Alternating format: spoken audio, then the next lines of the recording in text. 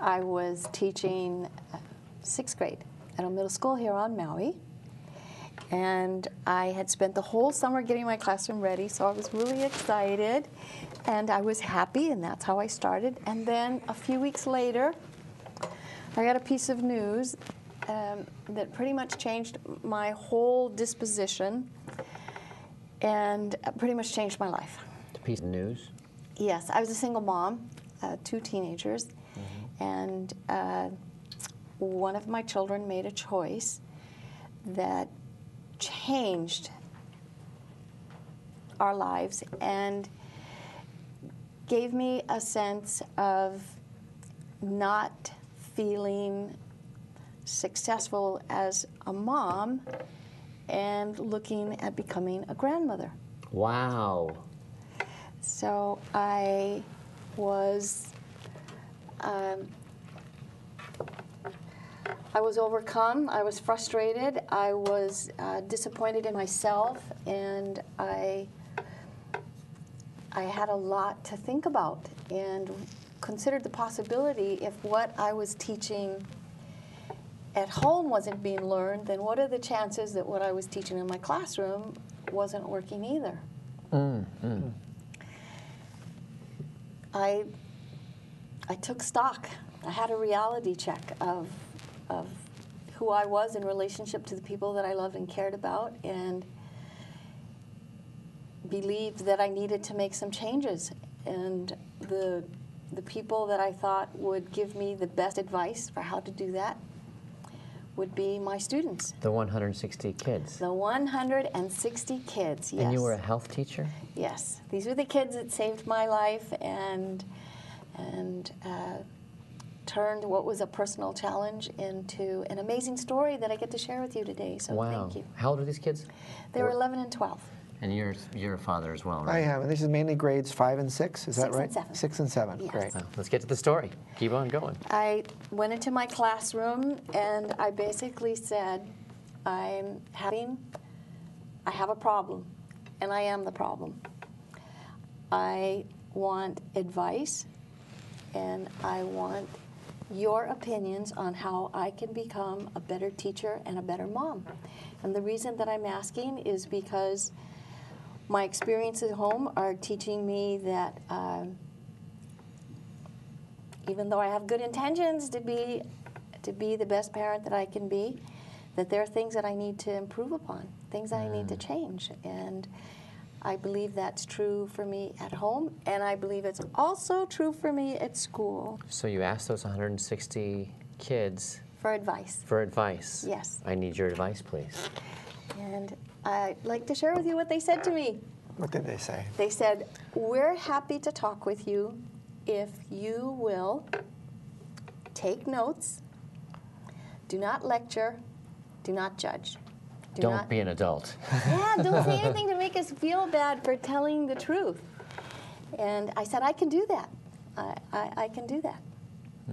So for the next few days, throughout all the classes, we just put the regular curriculum aside, and these kids and I just kind of talk story.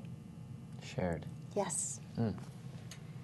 I see her baggage and stress. Yes. I asked kids, I said, explain to me, help me understand.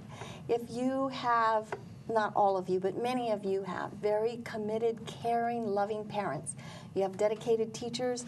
You have people in the community, sports coaches, people at church, your family members that care about you. And yet, there are so many things that are impacting your lives today that create unsafety for you. Things connected to drugs and alcohol, teen pregnancy, gang-related activities, and for some even suicide. And I said, help me to understand what it is that kids really need and what I can do to actually be a part of the solution. So is that what you mean by kids have trauma too? Is that just because they maybe be students that you can't see what's going on with them? Yeah, basically the kids said, well, kids have problems too, and some of us have so much that's going on in our lives that we can't really focus or concentrate on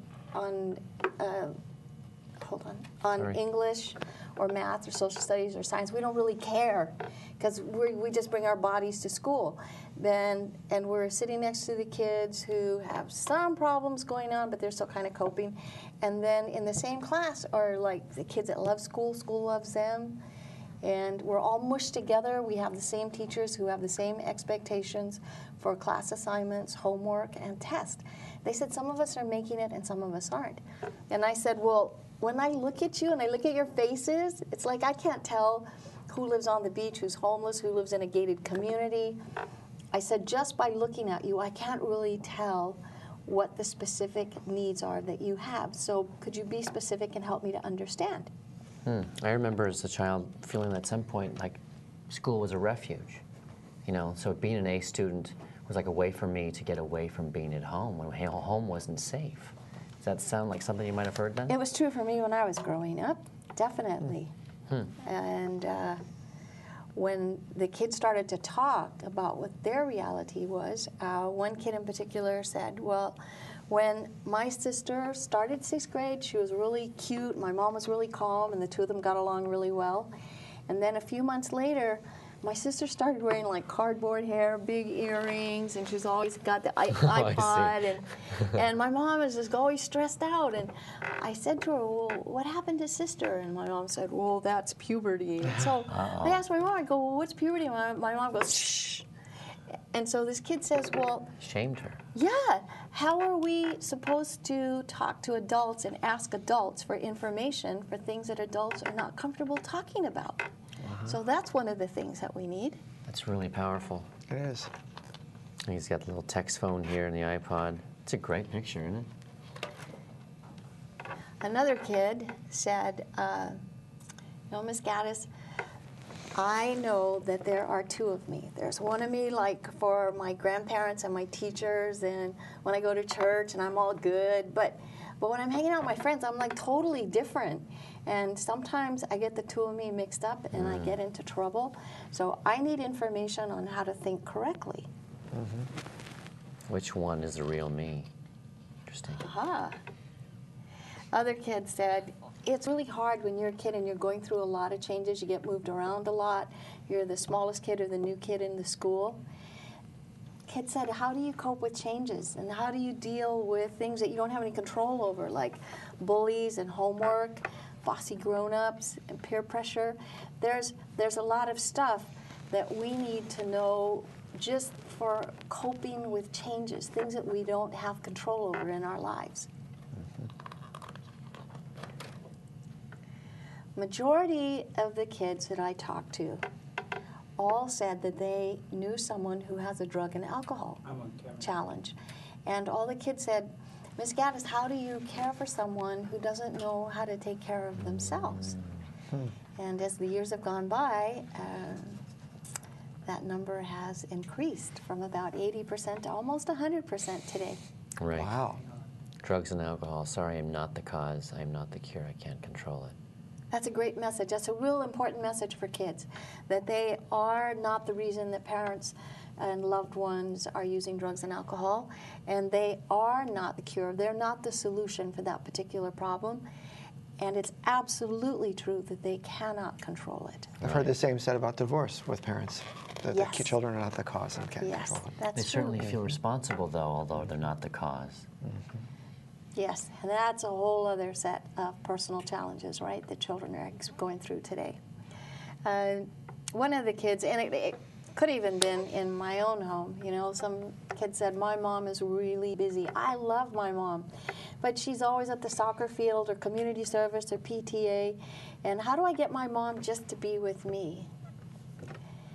Or my father, like Right, you, right. I know that from my experience, I know that you were a man that wore lots of hats yourself as a dad. Right. Right? Right. So how do I get my father's time? Right. Yeah, especially when you have 6 children, right? That's right. Yes. I know some kids said when my best friend was little, he was really cute and happy, and we got along, and he could come home and eat snacks with me. And now, my best friend he gets into so much trouble. He gets kicked out of school. The police come and get him. And kids want to know, why are some kids naughty? Why do some kids misbehave?